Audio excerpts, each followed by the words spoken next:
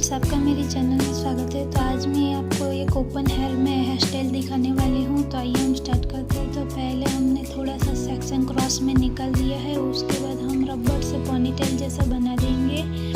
तो पोनीटेल बनाने के बाद हम थोड़ा आगे से हम पुलिंग करेंगे, तो थोड़ी लाइंस क्रिएट कर देंगे तो बहुत ही अच्छा लुक आएगा। उसके बाद हम जो चोटी बांधी है उसके पीछे फिर एक थोड़ा सा रबर लगाएंगे।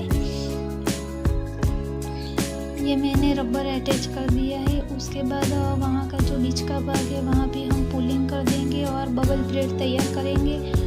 और बलून जैसी ब्रेड भी आप बोल सकते हैं कि बलून तैयार करना है या फिर बबल बनाना है। तो इसी तरह हम थोड़े थोड़े पार्ट में रबर बैंड लगाते जाएंगे और बबल क्रिएट करते जाएंगे।